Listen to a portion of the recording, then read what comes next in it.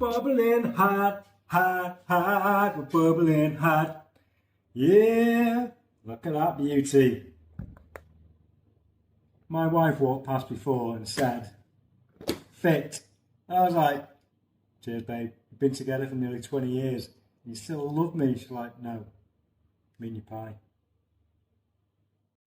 Hi guys, so we're going to be making fish pie. Lovely, easy, delicious. Kids love it, families love it, and there's just enough to go around for a few more days. So you can use fresh fish, but I always use a fish pie mix frozen, which you're going to defrost. And then a packet of prawns, together with a carrot, 2 sticks of celery, handful of cherry tomatoes, 1 lemon, parsley, 150 grams of cheese, some Dijon mustard, a couple of sprigs of dill, a kilogram of cubed and peeled potatoes, and then 2 boiled eggs. And that is pretty much it. Dead easy, dead simple. Anyone can do this. First job, take your potatoes, cubed, peeled, in hot water, bit of seasoning, put it on medium heat for about 10 to 15 minutes. While that's boiling and getting all ready, you can crack on with the rest of your stuff. So when your carrot's nicely peeled, what you're going to do is give it a grate. With the celery, just chop off the ends. And what I find is, if you just grab a little bit and just peel these stringy pieces off, it just makes it taste a whole bunch better.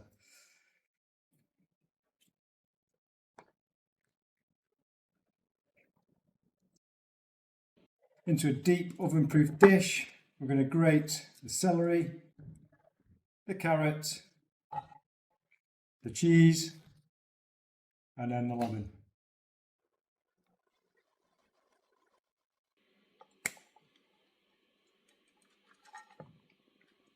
Perfect. So in there we have the carrot, the celery and the cheese. So what we're doing here is grating the lemon on the fine part of the grater. We want to be getting all the nice yellow stuff, leaving it to the white. So we don't want any of the white stuff where possible.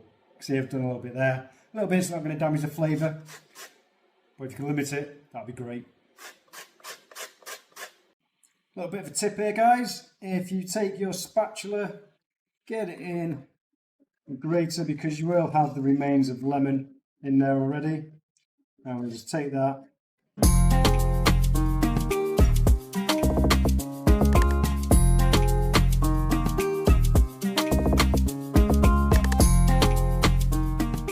Into your dish, we've got the celery, we've got the carrots, we've got the cheese, we've got the lemon. Now what we're doing is adding the chopped parsley, followed by a bit of chopped dill. Just going to grab the fish, squeeze over the lemon, get the tomatoes, get the eggs in there, and then it's ready for the mash. If you are using the frozen fish pie mix, all you need to do, boiling water, pop it in for about 1 or 2 minutes, just to poach it, just to defrost it a little bit, and then that's ready to sit, ready to go in the pie. Right, here's the poached fish mix. Pop that in, spread it around, make sure you get the right amount of fish ratio. You don't want to be all having the same type of fish. Get your prawns.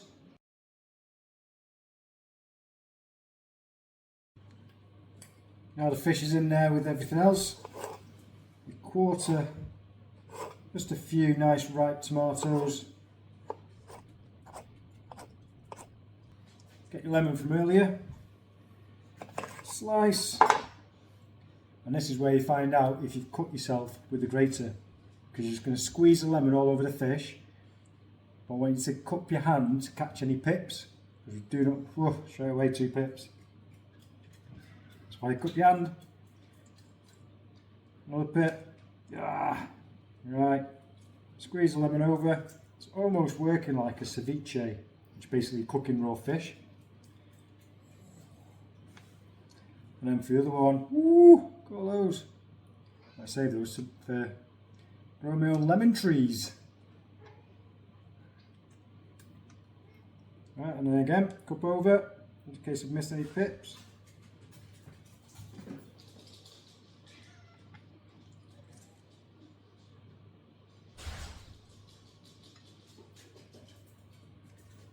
In with the tomatoes.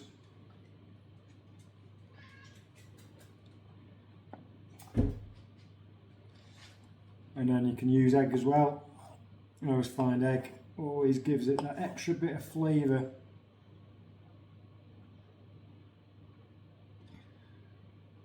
So you can either half or quarter your eggs, whack them in, and that can wait for the mash, which I'm going to show you next. Now for the mash, nice glug of full fat milk, some cottage cheese. You can use cream cheese if you want, but I've got cottage cheese in the fridge that I need to use up. Pretty much has the same kind of texture, there's not much taste difference in it, to be honest. Dijon mustard, just a couple of teaspoons of this.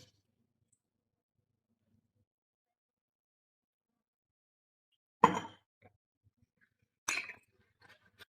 of salt. Bit of pepper.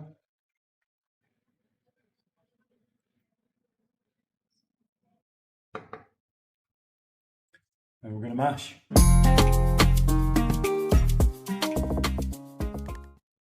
That's been mashing, so now what I'm going to do is take a slab of butter, add that to the mash, and give it one final mash to make sure it's nice and smooth without any lumps.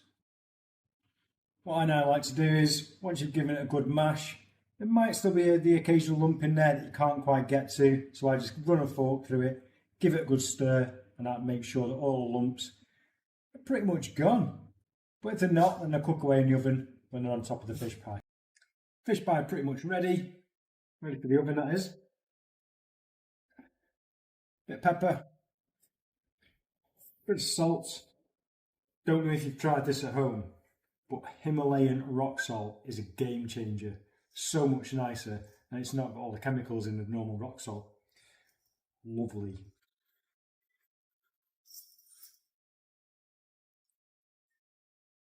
Get your mash, layer it on,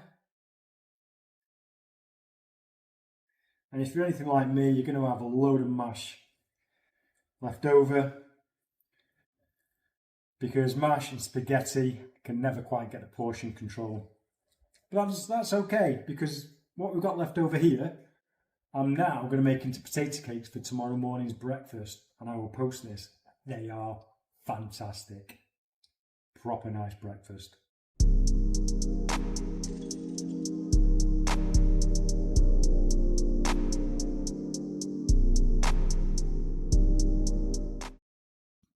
Now for the finishing touches, take your fork. So satisfying doing this. Dead easy, makes it look just shot bought. People will not believe that you made this yourself at home. But promise me, don't tell them how simple it is, because this is a crowd pleaser. That is oven ready. There's your fish pie. So simple. So simple. Right, into the oven. Let's go. God, you look so